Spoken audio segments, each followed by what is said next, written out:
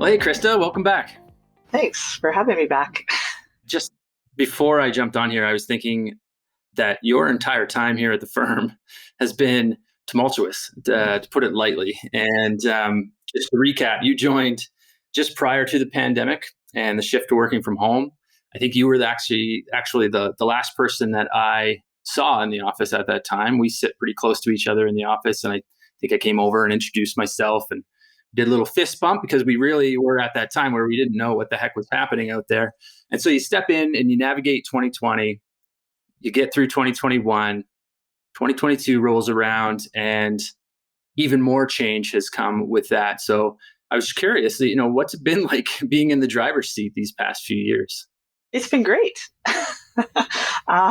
No, actually, I started at more the day the world shut down, basically. So I was in the office for one day. I don't recall meeting you, but I'm sure I did. I picked up a laptop. There was about 5 people in there at the time. Everyone else had gone home. And I've basically been home ever since. With so many changes over the last couple of years, there is actually one thing that you and I have discussed that never changes, and that's the debate over the 60/40 portfolio. I don't know about you, but my news feed is getting full of this once again. And the main reason this time is that many balanced investors saw both bonds and equities produce a negative return over 2022. So let's start there. Is this finally the death of the 60/40 portfolio? Yeah, it's definitely a very topical question. I think it's the number one question I've gotten asked since I've started, really. And yeah, like you said, it was a really tough year for 60/40 portfolios in 2022. We saw that correlation break down, which meant the 60/40 really struggled because we saw both bonds and equities underperforming. Now, the good news, if you could call it that, is at the end of last year, kind of around the time where we started seeing the probability of a recession increasing, we did see that correlation come back. And so given, a recession is a scenario we think that could happen, we do believe portfolios will really still benefit from having both bonds and equities in there as part of their strategy. Another thing I'll point out is that even during in that sort of 70s inflationary period, bond yields fell when we were in a recession. So having bonds in your portfolio, even during the 70s, was really beneficial.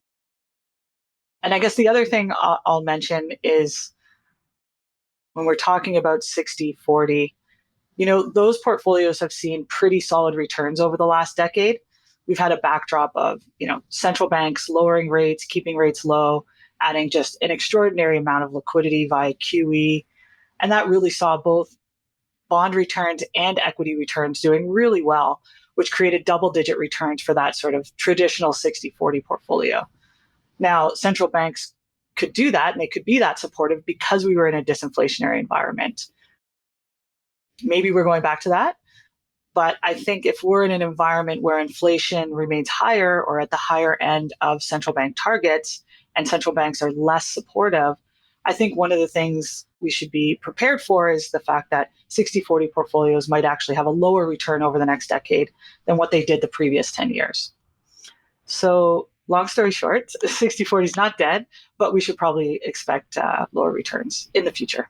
Yeah, certainly a discussion that we've had a lot with our clients, not just in the last year, but really going back 10 years ago, right? I mean, like you mentioned, double-digit returns out of a balanced portfolio was the odd thing. And now what I'm hearing from you is perhaps shifting into a more fundamentally driven market, whether that's earnings from businesses or a more healthy bond outlook. That should set us up for bringing back that correlation, even though we might be faced with lower returns going forward. Exactly. All right, well, let's move into the discussion around last year specifically. And why don't you just set the stage for us here? And as much as you probably like to forget it, just refresh our memories on what happened out there in the bond market in 2022. And we'll get into the portfolio itself, but I'm more looking for just a general overview of the market and what you and the team were faced with. Yeah, I think the biggest surprise of 2022 was, one, how elevated inflation was, and then two, how aggressive central banks were. As we ended 2021, we had strong growth numbers. We were adding a significant number of jobs to the economy. Inflation in Canada, headline was just under 5%, core was just under 4%. But 2021 really was a rebound year. We had just come off the worst recession in history, and so it wasn't surprising to see those elevated numbers. Now, as we went into 2022, supply chains were reopening, growth was slowing from elevated numbers, central banks were beginning to tighten, fiscal stimulus, which was highly supportive in 21, was reversing and was going to be a drag on growth. And so all those things that were pushing inflation higher were really about to slow and reverse. And so therefore the expectation as we headed into 2022 was that inflation would begin to slow. Unfortunately, as we now know, the opposite happened and inflation continued to move higher into 2022.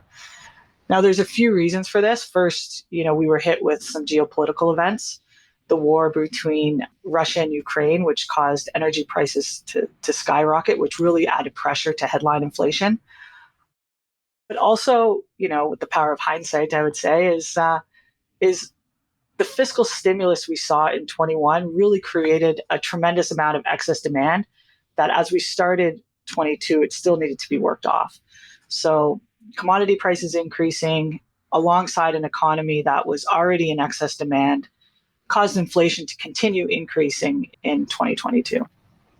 Obviously we saw year over year numbers increase, but I think what was more concerning was we were seeing the quarterly and monthly numbers continue to increase in 2022. And so the first half of 22 inflation was actually higher than it was in 21. And that really pushed central banks to tighten way more aggressively than people were expecting at the beginning of the year. So the Bank of Canada raised rates around 400 basis points. They went from 25 to 425. They've since in January hiked they've hiked one more time. And so they're now sitting at 4.5%. Down in the US, we had a similar move by the Fed. The Fed went from 25 basis points to 4.5%. And this morning they actually hiked another 25. So they're now sitting at 4.75.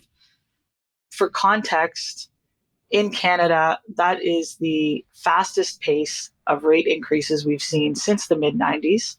And it's a similar story on a level perspective. We have to go back to late 90s, early 2000s to see a time when the Bank of Canada rate was actually higher than what it was today. So we've seen a significant move in interest rates and a significant tightening of financial conditions.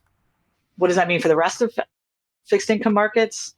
In Canada, we saw 10-year rates go from 175 to 350, so they've doubled.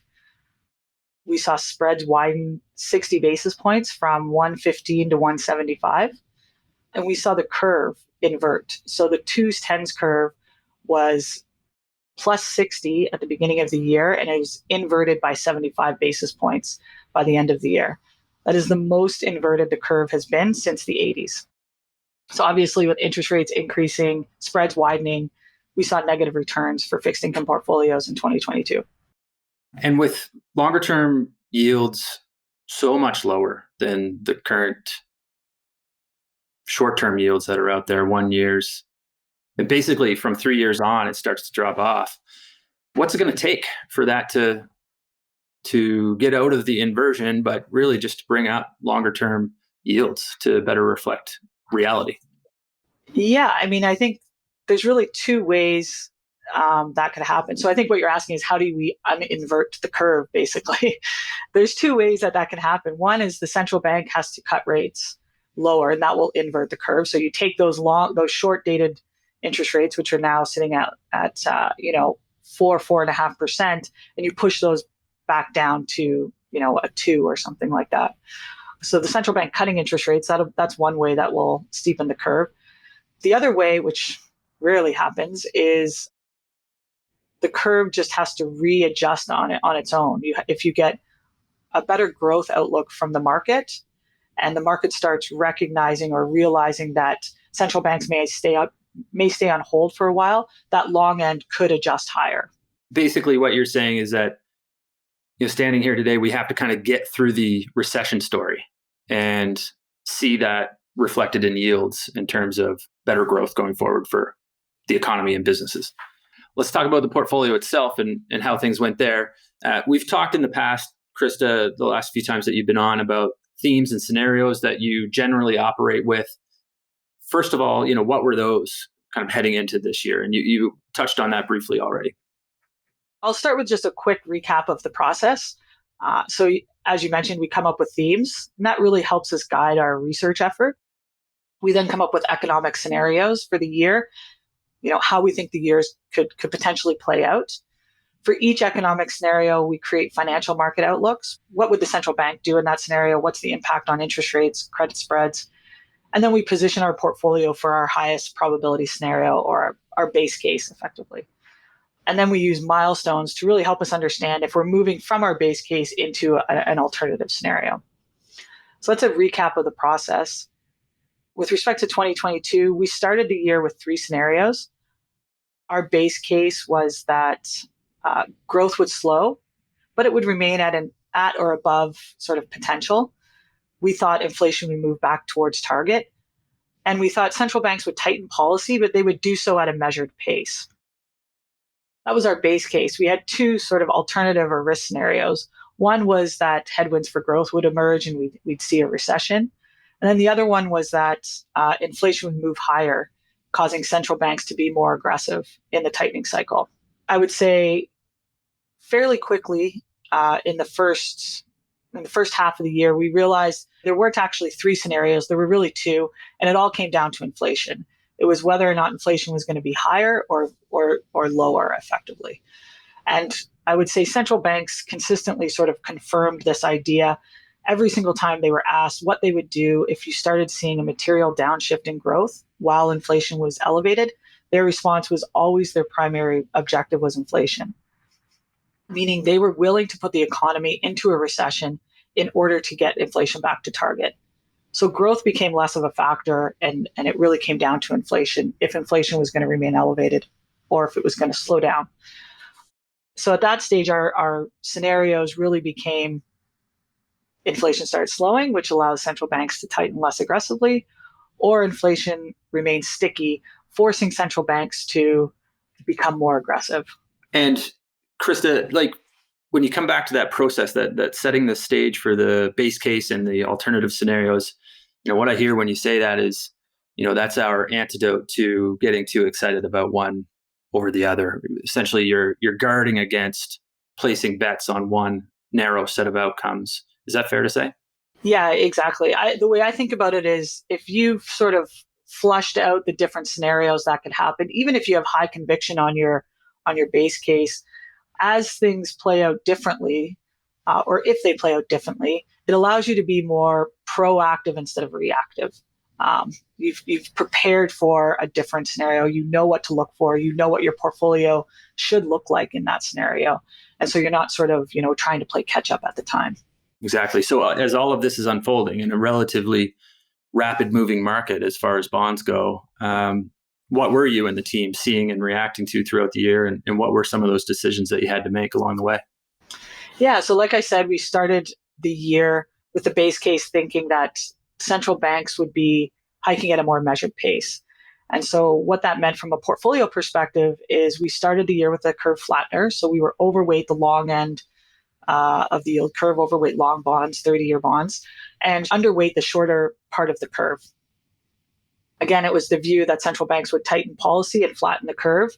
That played out for us. I would say we underestimated how aggressive central banks could be. We were expecting the curve to flatten, but we weren't expecting it to materially invert the way it did. Luckily, that helped us. It helped us add value on our curve position as well as duration. We also started the year overweight spread product. We thought growth would hold in, which it did. But like I said, we thought central banks would be more measured. And so we did expect to see some volatility around spreads throughout the year. But our view is that we would end the year not materially higher than where we started. Now, unfortunately, with central banks tightening aggressively, financial conditions tightening, growth concerns increasing, we saw risk assets underperform and spreads widen. And so that actually detracted from our portfolio returns. So coming back to some of the changes we made in the portfolio throughout the year, we did start with an overweight in spread product, but as we shifted the scenario from our initial base case to the one where central banks were going to be more aggressive and inflation was going to remain elevated, we became more tactical with our sector position and really de-risked it when we saw opportunities to do so. So overall, we added value in the portfolio, mainly driven by our rates position, which was offset by some underperformance in our sector and credit positioning. Just for our listeners' sake, when you say spread product, you're basically saying anything other than a government bond. Yes, anything other than a Government of Canada bond. So I would include corporate bonds, provincial bonds, and municipal bonds. So we're now partway through this year, so 2023. And just for our listeners' sake, we're recording this on February 1st. So what are you and the team thinking about and planning for this year and beyond?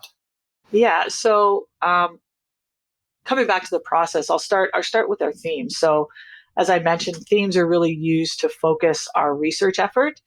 And so this year we spent a lot of time trying to understand Canadian household debt. And this obviously relates to the theme we've talked about a number of times over the years, which is that global debt overhang. So we know Canadian private sector debt is one of the highest globally. We know debt's important because it pulls forward growth, makes your economy more interest rate sensitive. It's not clear if the level of debt matters, but we know for certain that the serviceability of debt definitely matters. And so this year, we did a bunch of research to try and understand the breakdown of Canadian household debt, specifically the breakdown of mortgages and the impact that has on the serviceability. And so there was a few takeaways from that research. So I'll start with variable rate mortgages. Almost 50% of new mortgages in 2021 were variable rate. Now, keep in mind, that is at a time when house prices were also at their highest. That brought the total number of sort of variable rate mortgages as a percentage of total mortgages to just under 35%. Now, these are obviously exposed to higher interest rates immediately. Based on sort of the average mortgage, the change in rates, we calculated an increase in interest cost on average to be around $1,000 a month. Now, that's a significant amount of income that is no longer being spent on other household goods and services. Now, to be fair, it's not quite as dire as that. If you take the variable rate mortgages, they can actually be split into two different categories. There's fixed payment and variable payment. The variable payment means your mortgage payments do actually increase when interest costs increase, and that's around 10% of mortgages. The fixed payment, meaning your payments stay fixed as interest rates rise, but you're paying less of your principal and more interest. And those are about 25% of mortgages. Now, what's interesting about these is they have a trigger rate, and that's the rate when your entire payment is going towards interest. You're no longer paying down principal. And so anything above that rate means your payment does have to adjust. Now, we estimated that to be around $375 on average. So with the Bank of Canada at $450, we believe most of these mortgages have also seen their payments increase. Now, the good news is banks are doing things like extending terms or adjusting the terms of the mortgages to help offset some of that increase. But I think there is still a number of mortgages out there that have seen at least small increases in their payments over the last year. So that's variable rate mortgages. The other thing that we noticed, which could potentially have an even bigger impact, is that around 16% of mortgage debt is part of a home equity line of credit, so a HELOC. The debt taken out on HELOC, they will see their payments increase immediately alongside interest rates. So again, we backed out what an average payment change could be based on the average size of HELOCs and change in interest rates. And we calculated it to be around $200 to $300 a month. Now, for context, based on the average household income, you would need to see a 4 to 5% increase in wages just to offset that larger HELOC payment. Now, the good news is we are seeing wage increases, but keep in mind those are also offsetting higher energy costs and higher food costs. They're also contributing to the general inflation story as well, which is not necessarily a great thing. Yes, exactly. And is it true to say that the rate on a HELOC is already a step higher than what the original mortgage rate would be as well? Oh, absolutely. Those rates, the HELOC rates have moved one for one with the Bank of Canada rates. So they're up 3 to 4% this year. So we've got wage increases helping to soften that a little bit. We've got banks doing things to help soften that a little bit. But the story remains is that eventually more and more of that household income is going to go to service debt. And like you said, it's not going to go back into the economy. It's not going to go into consuming. And that's going to feed into this story and legitimacy of a potential for a recession. Yeah, exactly. I mean, the main takeaway for us as we went through this research was it just demonstrated the significant burden on Canadian households due to an increase in interest costs. You know, keeping in mind there's energy costs and inflation, and higher food costs are also adding stress to Canadian households. So where does that put you in terms of trying to build a portfolio in the face of this? Yeah, so what does that mean for the next stage of the process? Really is our scenarios. And we have 3 scenarios again this year. We think there's 3 different ways 2023 could play out.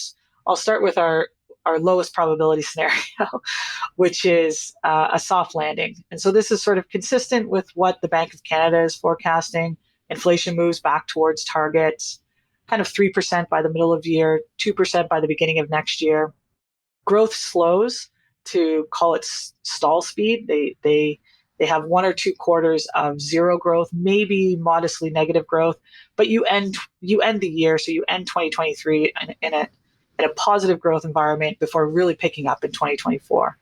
Now, with inflation declining and growth slowing, it really paves the way for central banks to cut interest rates back towards neutral, which is call it somewhere around 2.5–3%.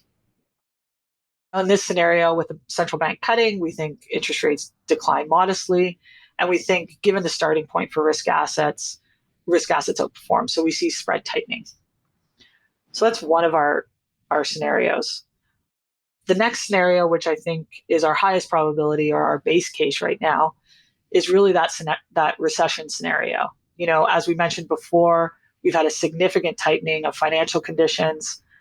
We talked about the impact it's having on households. Businesses are seeing a similar impact. And we believe that this will have a material impact on spending, both households and businesses. We've already started seeing it in interest rate sensitive sectors, you know, auto sales, home sales. But we believe it'll feed into other parts of the economy, which will eventually feed into the employment market. So we're watching things like retail sales, consumer spending, and employment to understand this scenario. And in this scenario, we believe spreads will widen materially, and we believe rates will decline as central banks will have to cut interest rates fairly significantly. That's the recession scenario, which is currently our base case. The third scenario is, I would call it our highest risk scenario, which is one where inflation remains sticky. In this scenario, growth does moderate. Inflation does decline. We've already started seeing signs that inflation is going to decline, but inflation remains above central bank targets. You know, if growth is slowing and inflation is moving back towards target, central banks can cut rates back towards neutral. However, if inflation remains elevated, central banks won't be able to cut rates, and they may even have to hike again. And so this will push rates higher, which will continue to put pressure on the economy and risk assets. And so what are we looking at, or what do we see that makes us think inflation could stay sticky? You know, there's been a number of secular changes that have shifted, particularly post-pandemic, with deglobalization, reshoring, production. There's been an increase in geopolitical risk, which really could keep commodity prices elevated. You know, we're starting to see China, the China reopening story is happening, which could again keep commodity prices elevated. Fiscal policy, which in our view is the primary source of inflation last year, you know, could continue to add fuel to the fire. So there's a number of sort of secular changes that have happened. But I would say the real worry for us comes down to the interaction between wages and inflation expectations. You know, we've had elevated inflation for 2 years now, and the longer the inflationary period lasts, the more embedded it gets into expectations, which then feed into wage negotiations. And so, you know, we've seen it in the Bank of Canada's Business Outlook survey, where 100% of the respondents believe that inflation will be above the central bank targets. We've never seen that level. We've never seen that in the history of this survey. Now, granted, we have started seeing wages come down on a year-over-year basis. Average hourly earnings have come down. But over the last few months, we've actually started seeing that tick higher again. And anecdotally, I think we've all heard the stories about, organizations and unions asking for double-digit wage increases. And so, more and more people are starting to believe inflation is going to remain elevated, and as a result are expecting higher wage increases. And as that happens, you could suddenly see a situation where, higher inflation becomes almost a self-fulfilling prophecy. Obviously, in this scenario, we think interest rates will move higher and risk assets will underperform. Yeah, the longer that goes on, the longer it goes on, essentially. Yes, exactly. So those are our three scenarios. We have a soft landing, recession, or inflation remains sticky. At this stage, our base case is that we get the recession. We've seen the largest tightening of financial conditions we've seen in decades, against a backdrop of having the highest private sector debt levels historically. Those will have a larger than expected impact on the economy, which will result in a recession and job losses. And so because of that, we've really de-risked the portfolio.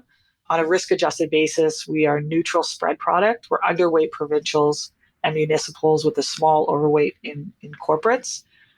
We've also de-risked the flattener. We've taken the flattener off. We're underweight the belly. And at this stage, we're looking for spots where we would increase exposure to that steepener and add duration, as we believe ultimately the central bank will have to cut once we're in a recession. So what I'm hearing, Crista, is a good old-fashioned recession, as painful as that can be, and for as long as it can go on, is likely better than that last scenario that you outlined. I think that's right. I mean, I think that last scenario will ultimately end up in a recession as well. It'll just be a bigger one. All right, Crista, as usual, I get way more than I bargained for in these chats with you. I'm sure our listeners do as well. So a big thanks for spending some time with me. And I look forward, as always, to checking back in later this year on how things are going. So thanks again. Great. Thanks for having me.